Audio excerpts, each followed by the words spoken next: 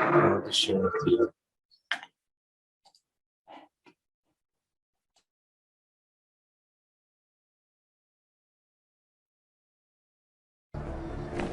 Wait. You could die. At least tell me your name.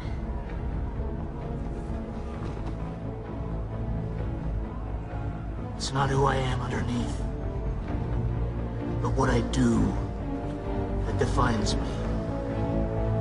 Bruce?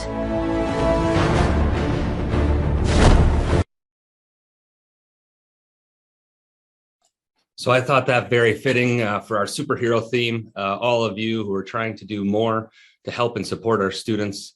And it really made me think of all of the faculty, staff, and administration that really wants to make a difference through OER. For continued communication from the Iowa OER team, you can please follow us. I'm going to put it in the chat here, and you can follow us at our website as well as on our Twitter feed. And we'd be happy to answer any questions you have, as well as support you in your institutional events and or initiatives. So today's keynote superhero joins us from right here in Iowa. She's a leader in our state and of our Iowa OER action team. Abby Elder is the open access and scholarly communication librarian at Iowa State University. Her work uplifts and supports instructors who are interested in open education, open access publishing, and other scholarly communication topics. Over the last 4 years, Abby has greatly expanded the support for OER at Iowa State University, developing a cross-campus committee, mini grant program, OER website, and annual events. Her handbook for instructors, the OER Starter Kit, has been used in professional development programs across the United States and was adapted into a workbook with a set of reusable worksheets in 2020. Please help me in welcoming OER superhero, Abby Elder.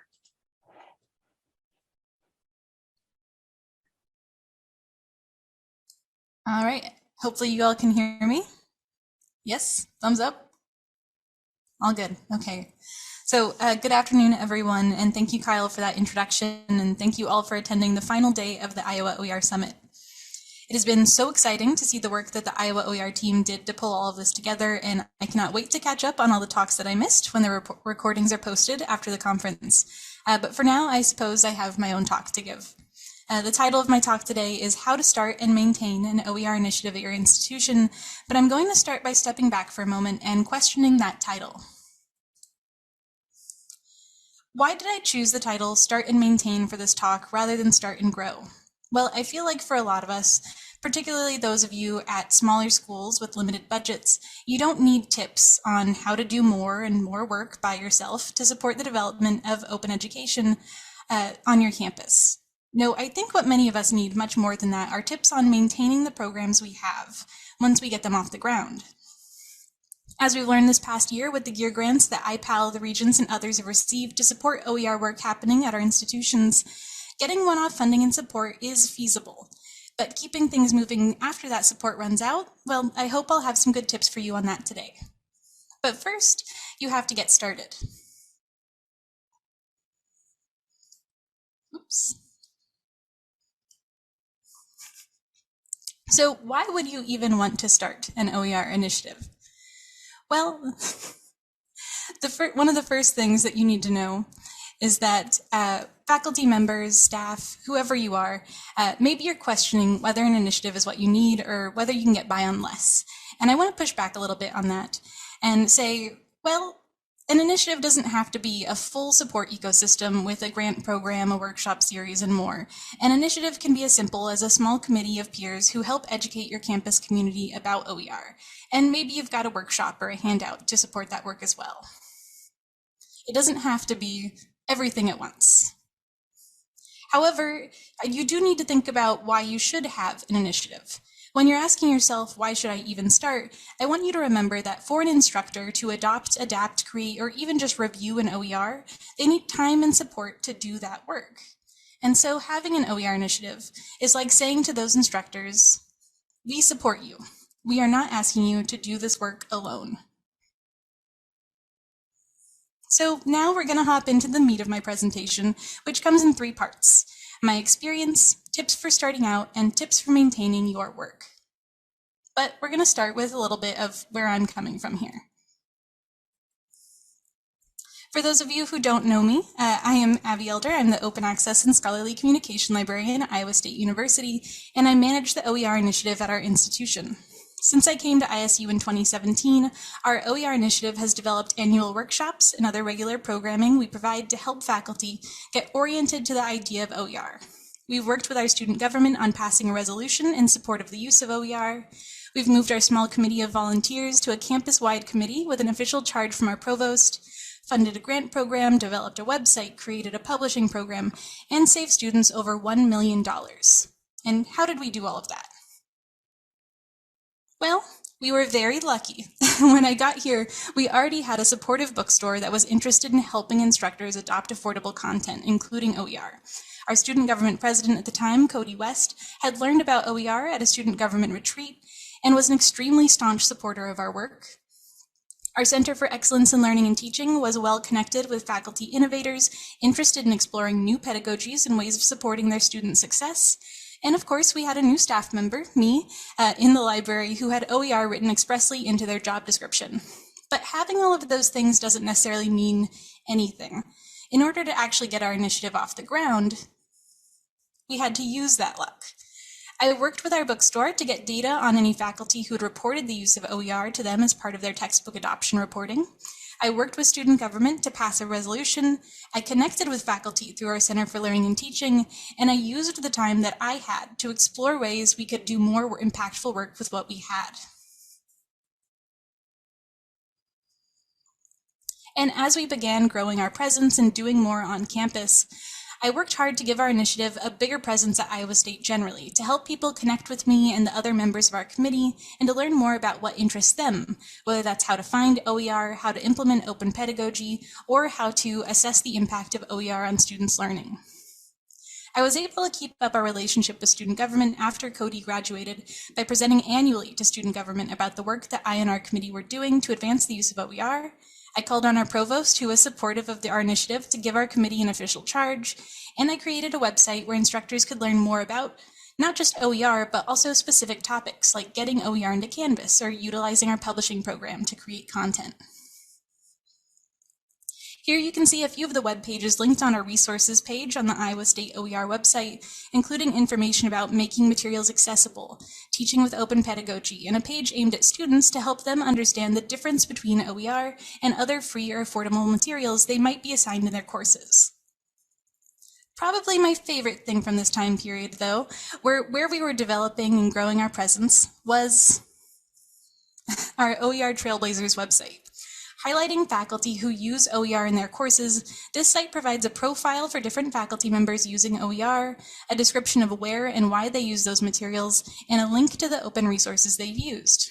Many of the instructors featured here have done an amazing job using free and open content in their courses, and for most of them, this was made possible due to another major program that we championed here at Iowa State.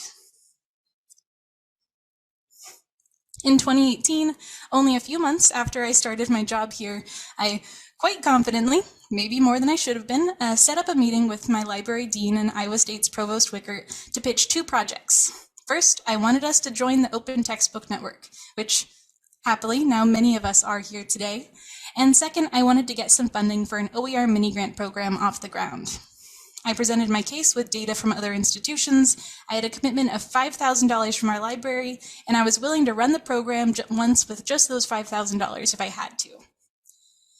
Luckily, I didn't have to. The provost and our partners in the Center for Excellence in Learning and Teaching at Iowa State saw the value of the mini-grants and how they could support instructors interested in adopting, adapting, or creating OER, and we're now in the middle of our 5th annual request for proposals running this program.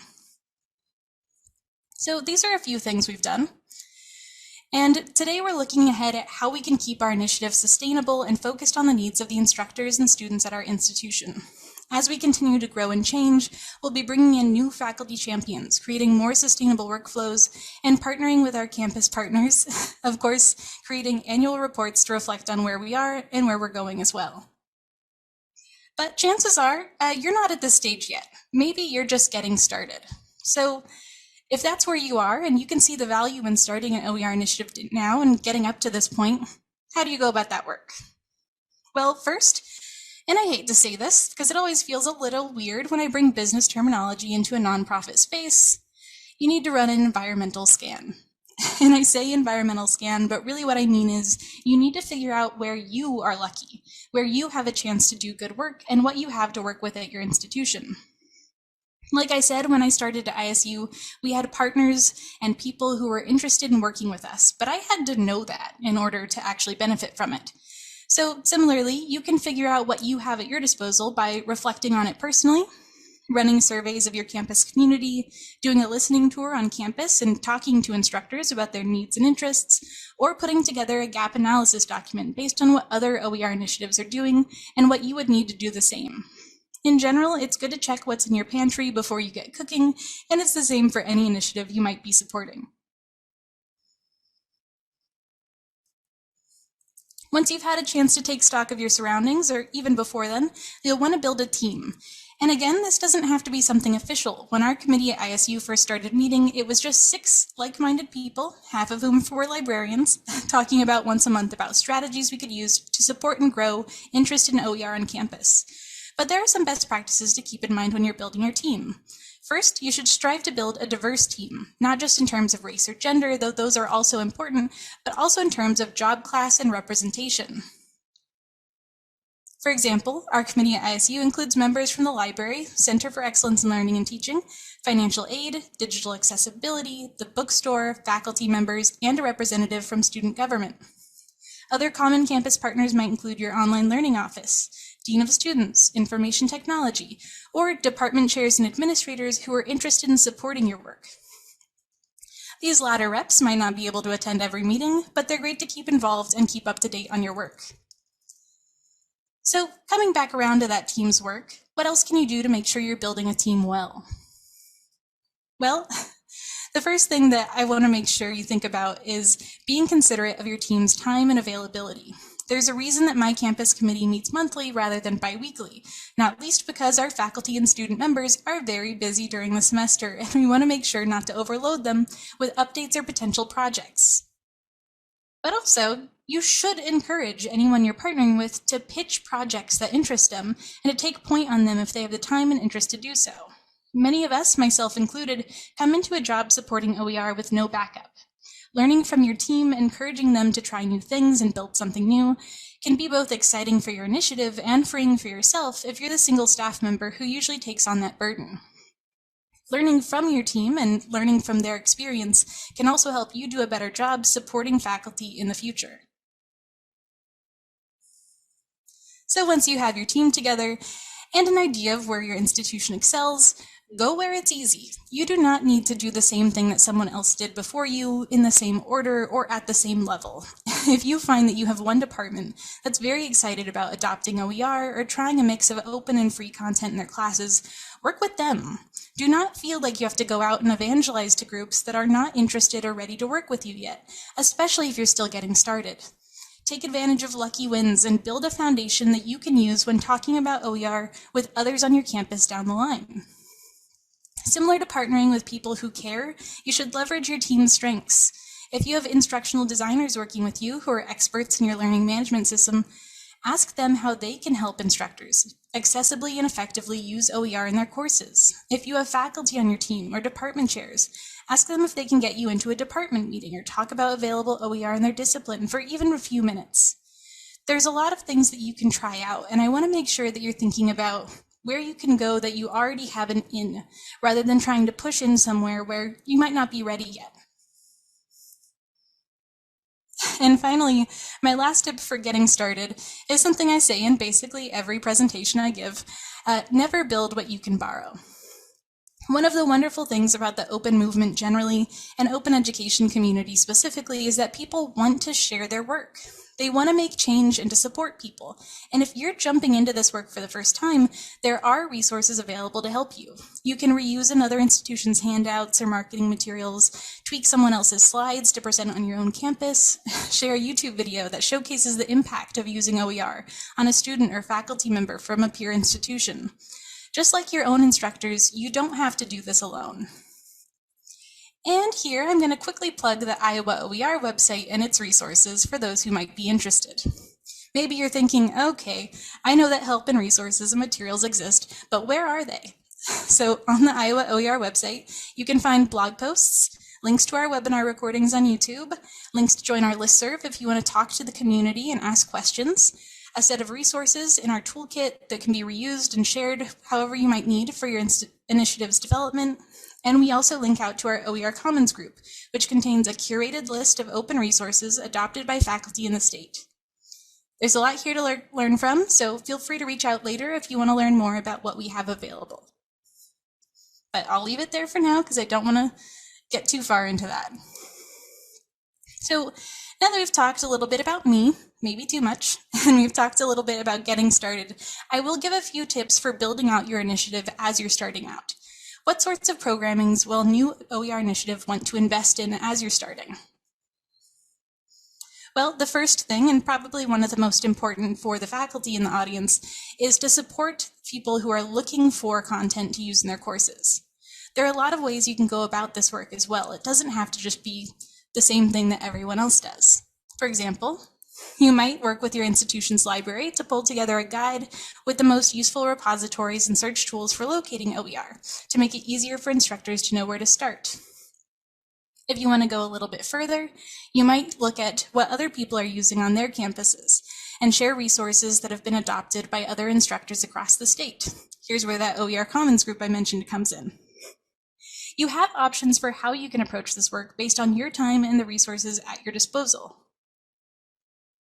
Or you can provide consultations, one-on-one meetings with instructors where you can talk to them about their course, get a copy of their syllabus, and help them locate some potential open resources that might fit their needs specifically. This is the most time-intensive of these, but it also can create some really great outputs. Now, of course, like I said, it takes a lot of time, but if you can, consultations are a great way to invest in and meet with people where they are.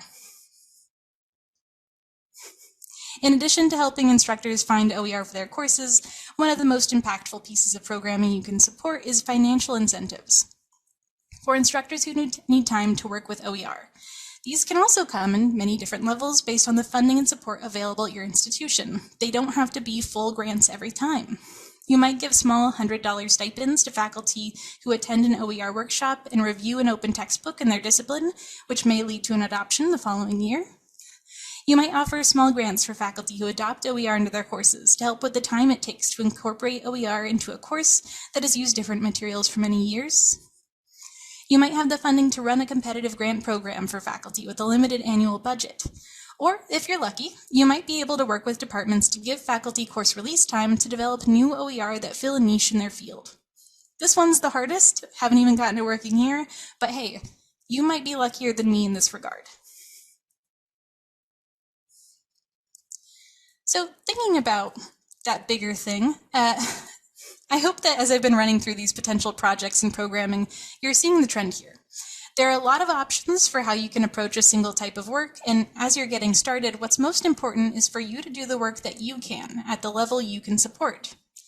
Which is also why I want to bring this point up, that for the administrators, department chairs, and office heads in the crowd, even more than grants, systemic incentives can be the tipping point when it comes to launching an OER initiative. While having funding to develop OER is wonderful, what instructors need most is to know that the work they're doing is valued by their institution and their department, and that the labor they are putting in will be recognized at the end of the road. So how can you do that? Well, again, you have options. You can work on an institutional or departmental level to acknowledge open educational practices, the work related to using, creating, or teaching with OER into tenure and promotion guidelines. You can provide filters or badges for courses using free or low-cost content in your institution's course schedule to help students find the courses using OER and other free course materials, and to acknowledge the courses that have made that change.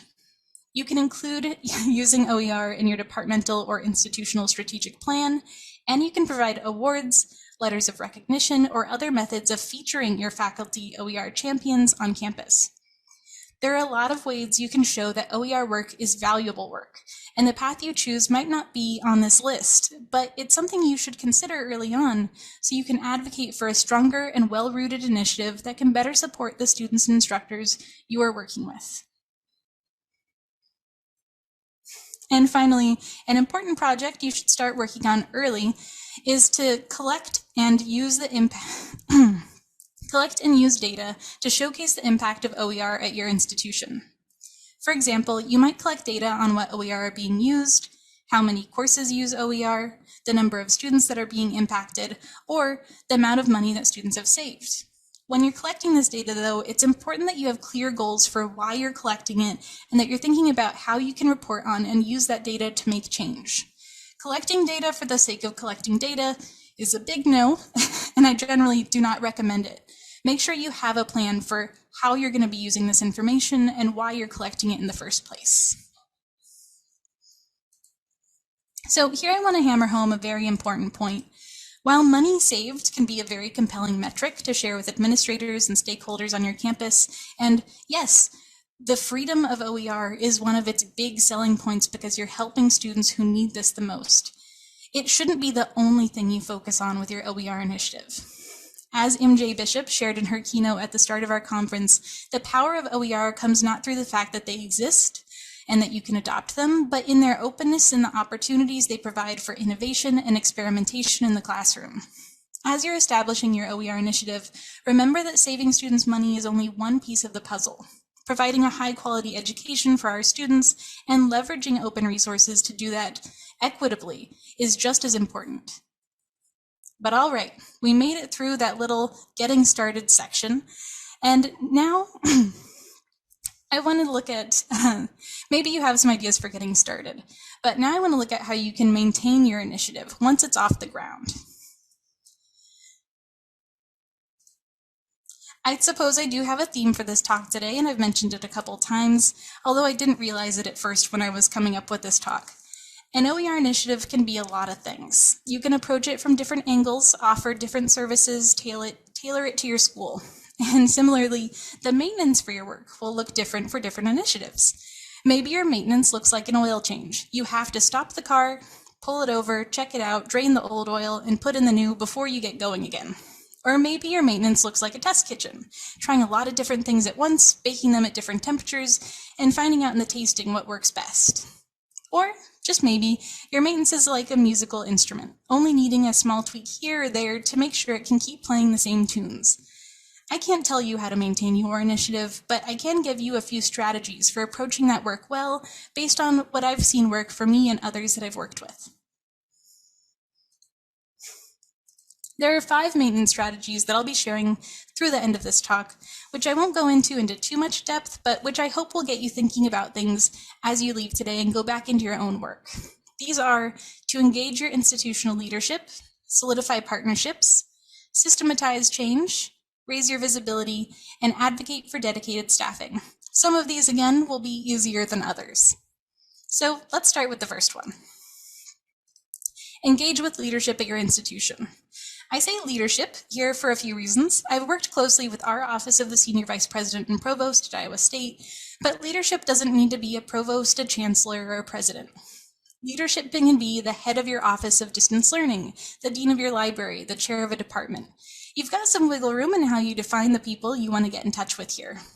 But as you're approaching that work, you can do well by aligning your goals with theirs. Maybe this means using the language that they use in their vision and goals, or finding connections between initiatives they support and your work with OER. As you come to know these campus leaders, you can begin to work with them on your initiative, sharing the impact you've had thus far and what you can do better or more with select resources they have available. And as you come to them asking for support or partnership, you'll do well to provide not just a request for support, but also a vision for how you can work together toward an improved OER initiative that fits into their infrastructure. This isn't just about growing or improving your work. It's about institutionalizing your methods and ensuring that even if you were gone tomorrow, there would be a vested interest on your campus in continuing to support the work you've started and the instructors interested in OER at your institution. Sort of hopping off of that point of engaging with campus leadership, you could also maintain your initiative's work by solidifying the partnerships you made at the beginning. Maybe you have a committee, or maybe you just have contacts in other offices on campus who can talk about copyright, accessibility, or instructional design as they pertain to OER. Regardless, as you continue your work, you will want to move away from thinking of these people as contacts and towards thinking of them as partners with defined roles in your initiative. As an example, when I first started here, I leaned heavily on the contacts, our Center for Excellence in Learning and Teaching, which I've managed not to mess up their name this whole time, and I'm quite proud of myself. But I lean on them to get in contact with faculty. Now, I don't just talk to them when I want to meet people. I also have meetings with them regularly to plan workshops, embed our professional development into their own series, and partner with their staff on workflows to support faculty interested in using OER in Canvas, our learning management system at ISU. Standardizing this work and setting clear expectations has helped me to feel more comfortable when approaching my partners for support, and it's helped them to feel less stressed by these interactions since we've clarified what each of our roles are in regards to our work with OER.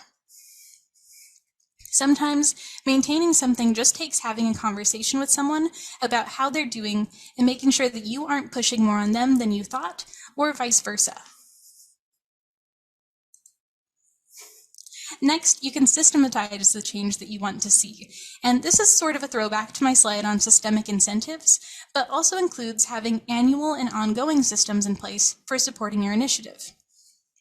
For example, let's say you have an OER 101 workshop or a spring luncheon for faculty, where every year you have the same thing which is expected and that people look forward to in getting in touch with your initiative and actually engaging with you. It's common for new OER initiatives to try a lot of different things to see what sticks, but once you've found a rhythm to your work, it's just as important to standardize what your initiative provides and when, so you can plan more effectively around that annual or regularly running programming. I love this point I put here. Remember, baby steps are still steps. As long as you're making some changes, trying some things out, or trying to at least streamline some of your workflows, then in the end, you're going to be feeling better about the overall structure of your initiative as it continues to grow and change. Now, normally, I would include this point under the programming you can develop section, but you know what? Marketing and visibility are also a form of maintenance for your initiative. Getting people to know you exist is often the hardest part of starting out, and it's something you need to keep going even after you're established to ensure that new faculty, staff, and students are able to learn about and benefit from your work. My tips for maintaining visibility are to develop base presentations that you can adapt for different audiences across campus. I cannot tell you how useful this is. To present to departments about OER available in their discipline, to embed your programming in other offices that can speak to instructors and students about OER.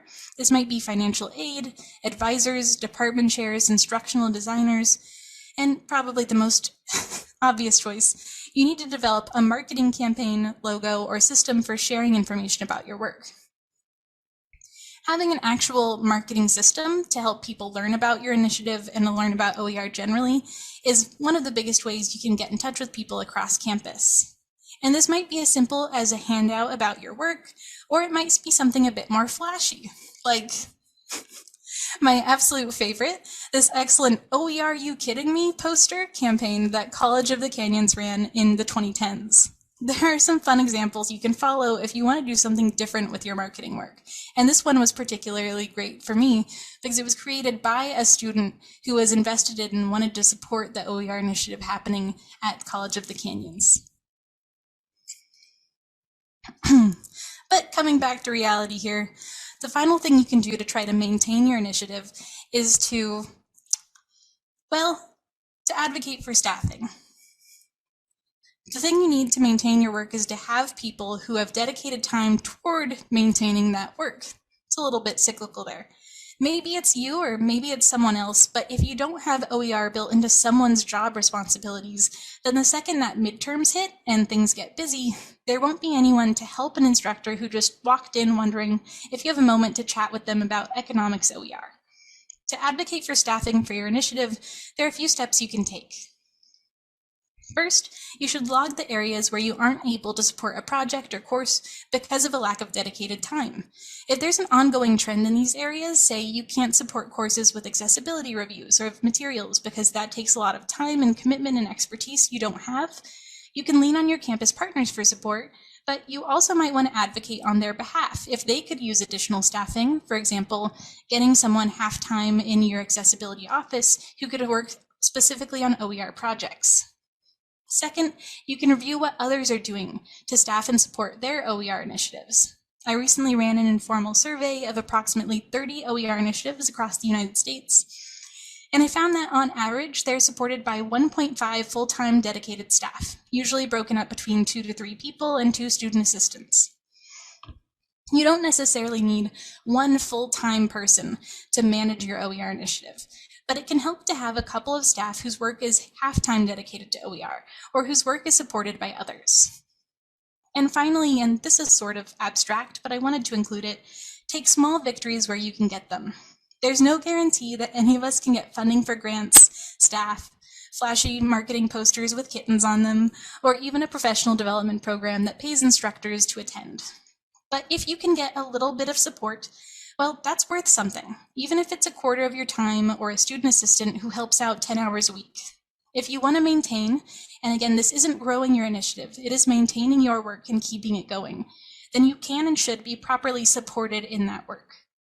And I want to leave you today on this final note that I hope has rung true through the rest of our discussions, whether I've talked with you earlier this week or whether we'll meet again in a month.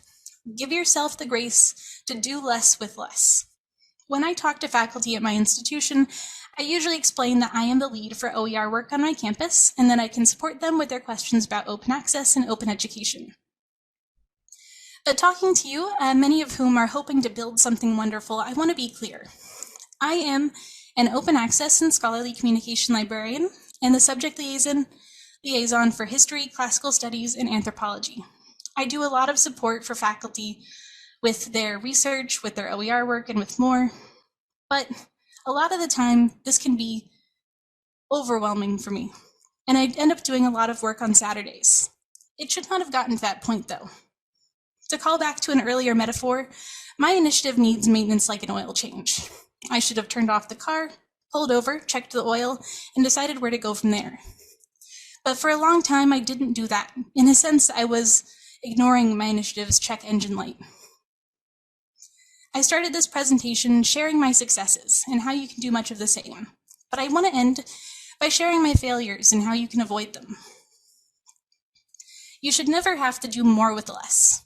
Do less and explain why you can't do more rather than trying to make things work.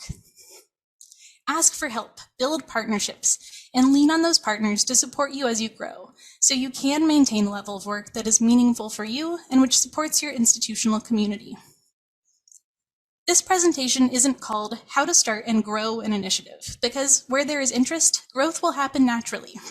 Maintenance, however, is something you need to do consciously, and in some cases it takes stepping back and making change happen to make sure that you can keep going and doing more in the future. So this has been a very long and winding conversation. I've gone from my experiences to getting started, building programs and keeping them running, and now we're right back with my experiences again. So I want to talk to all of you now. Where are you in your initiative's development? What do you want to learn more about? And is there anything you'd like me to revisit or expand upon from my presentation today? Feel free to post it in the chat. I'll be looking forward to it.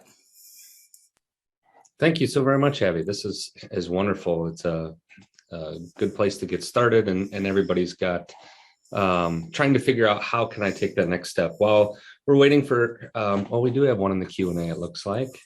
If you had to identify a single training or thing you've participated in that has best helped shape your work and or help you be successful as an OER leader in your role? Is there one or more thing or trainings? Yeah, I'd say the biggest thing for me, and this won't work for everyone, is the Spark Open Education Leadership Program. This is a leadership program for librarians, but now open for others who want to get into leading OER work on their campuses. But they also have their full curriculum available online, including their worksheets and handouts and the textbook they use for that program. So if you want to look into it, there's a lot of ways you can get involved, even if you don't necessarily want to hop into the actual programming itself. Thank you. Another question is, can you talk about your partnership with instructional support, tech support at ISU? For example, where do faculty members go to get help with Pressbooks? Thank you, Kevin. So my partnership with instructional support and tech support is mostly for people interested in Canvas or instructional design generally, assessing their courses. For Pressbooks, I'm actually the main point of contact. I'm one of the lead administrators for our Pressbooks instance, and I do a lot of technical editing, copy editing, peer review management, and design work for people getting into those books. So a lot of the time it's I can help with that rather than other people. But that might be something to look into a bit more in the future, is finding other people that can support that work as well. Thank you. And we see the sparkopen.org for the training that you talked about earlier. A question I have as we're going into this, so I'm a faculty member or an administrator. I want to start my institution, or I've been thinking about OER for a while, mulling it around. I've learned about it here more, and I want to start something. I just don't know what's my first step. Who do I talk to on my campus? What should I do? Yeah, that's a great question. And it's kind of different for different people, because while I would normally say talk to your library, they might have someone, not everyone has librarians that are interested or have the scope or the space to do this kind of work. I mean, Kyle, you yourself are doing a lot of this through your office rather than through a committee like ours. But I would say that it's very useful to provide a campus committee just to get in touch with people generally. I think one of the bullet points on my build a team slide was, don't know who to include? Ask. Because a lot of the time, for example, when we were first getting our team together, I said, who's missing from here? And someone said, oh, the Equal Opportunity Office. Oh, of course, we need someone from the Equity and Equal Opportunity Office to be included on our committee. That's a huge part of this effort. But it's not something that comes up unless you think to ask other people, who do you know on campus? Who's not here?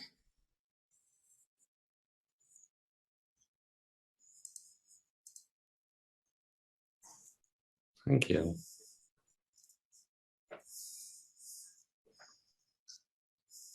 So I know this may depend on campuses, but some people may be wondering, well, if I go back to my college, who should I talk to? Is it the library? Who should I talk to specifically on this? Yeah. Again, it'll be different for different people. So if you're a faculty member, I would talk to the library and see if they know someone who's working on this. If they don't, I would also see if your instructional designers on campus have heard about it, if there's someone that's already talking about this. Wonderful to hear, Jenny, by the way. I'll read that question a bit more in a minute. But in general, I mean, it's really about going door to door and asking, are you already doing this? Do we just not know about it? Because sometimes there are groups that are talking about OER on campus or learning about it, and making those connections is the hardest part starting out. I will say, Jenny said in the chat, I'm thinking a lot right now about how to maintain that momentum we have without much funding and time, and suggestions are welcome. Yeah, so you got some stipends, the IPEL grants, not sure where funding is going to come forward and moving forward. I think one of the biggest things for us, again, I was very lucky when I first pitched our grant program to get it off the ground, but now that you've done something with funding, you can share the data from what came out of that, say, this was really amazing, people loved this, this is the sort of output we got from this specific amount of contributions. If we had the same amount next year, this is what we could do again. Or if we had twice as much, we could do even more. And presenting on that is often the best way to get things moving forward. Luckily, you have a proof of concept now, so it might be a little easier to get that moving, that continued momentum. But Jenny, if you want to talk more about that later, I'd be happy to. Deb says, are there OER partnerships within the state by discipline so faculty can within a specific discipline learn from each other? For those from small institutions, this partnership could be helpful. We don't have any right now, but it might be something for us to look into at the Iowa OER group if you might be interested in looking into that moving forward.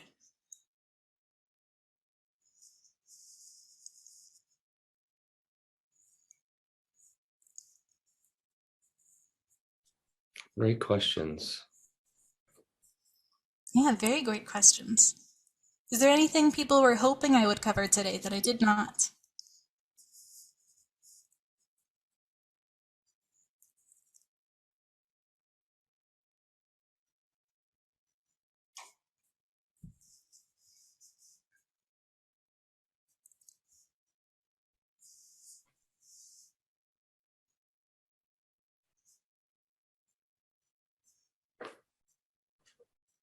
All right. Our next presenters, while you're thinking of questions for Abby, and one came through, but I'll just say our next sessions begin at the top of the hour. But as you're continuing to write your questions, Abby will continue to answer here. Yeah. Kara says, can you talk more about your process for doing less with less? How do you advocate and how do you keep track? So I've been doing a very bad job of that in the past, but I'm working on it. I think one of the biggest things is what I've been trying to do now is taking stock of taking stock of where I am and what I have been doing and where those pain points are of, well, I really enjoy doing this work, but I don't have the time for it at this time. And then coming to the people who I work with regularly and saying, could you pick this up? Or would you be interested in doing more of XYZ type of work? And a lot of the time there is interest, but I hadn't thought to ask in the past. Maybe it's something that they were hoping to learn more about, but I hadn't been able to train them yet. So a lot of the time it really takes connecting with the people that you already have partnerships with and making sure that you're actively leveraging their interest and their expertise rather than assuming that it would be faster to do it myself, which is often how we get stuck in these sort of bogs we build for ourselves where we're doing things just because, well, it would take time to train someone else on how to do this as well.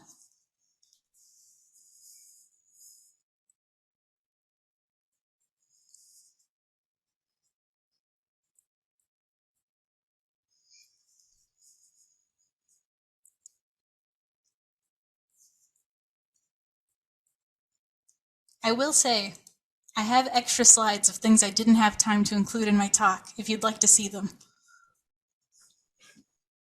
Abby, one thing that people may run into, right? So we've been provided funding in some instances, but in other instances, some institutions may not support the payment of transition to OER. What do you suggest for those people who may not be able to get funding for that, but still want to make traction? Yeah.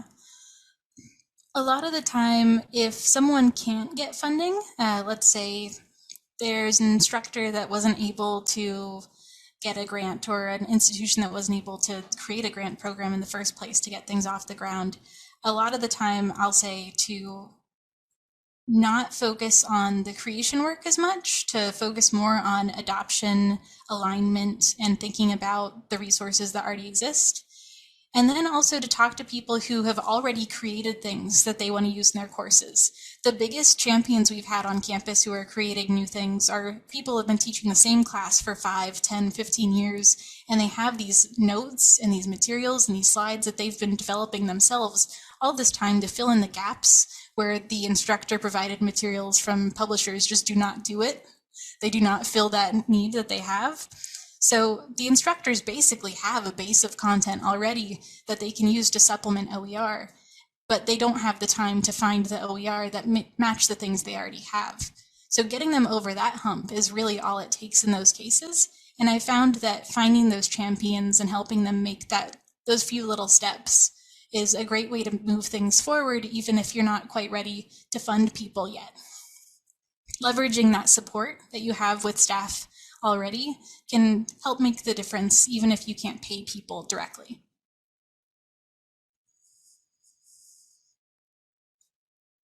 Yes, someone notes, are there models for faculty course release instead of funding to pursue OER? There are, but it, again, completely depends on the institution, how well that will work and how to integrate that into your process. Course release can also be more expensive than traditional grants, depending on how much the grant would pay.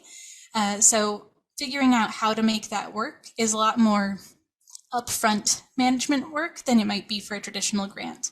I do think that course release time is probably the big thing that people should be moving toward when they're looking at supporting OER at their institutions in a lot of cases, because that time is often even more impactful than just the money alone would have been.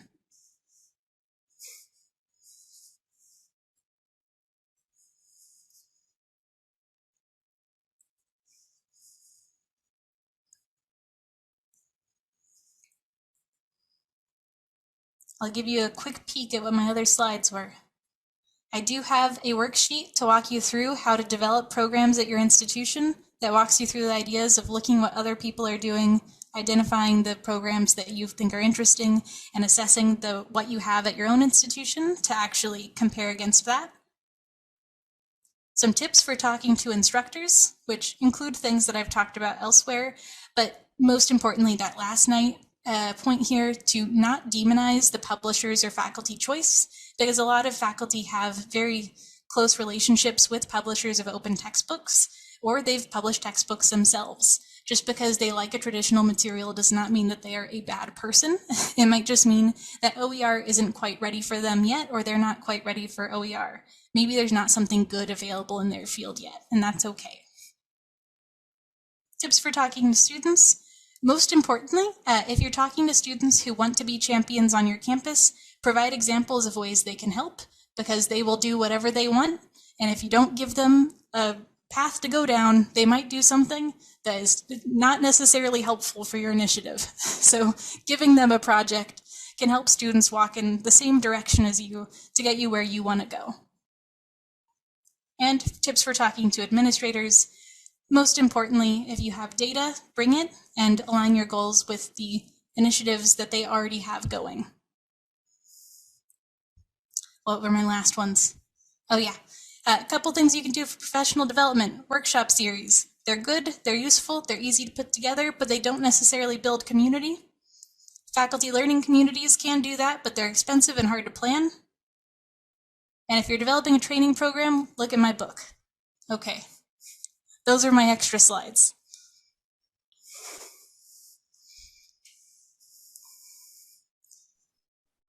Are there any other questions for Abby? Yeah, final questions. I apologize. I figured, we've got a few minutes. I could just run through everything I wanted to include. Oh, that's great. Those additional resources are helpful. And then the OER starter kit is wonderful. So thank you for sharing that. Yeah. I especially like sharing the workbook because it's nice to have those worksheets. They're all in Google Docs, so you can download them, adapt them as you need, and make copies for using in your own workshops or training programs you might be running. Wonderful. All right. Thank you all for coming today. I hope that you've gotten something useful out of this. And you can, again, feel free to reach out to me anytime if you have questions, and check out the Iowa OER website if you'd like to get in touch with our team and learn more about the work we're doing. Thank you so very much, Abby. Thank you for your expertise and sharing with us. We'll see everybody in the next session.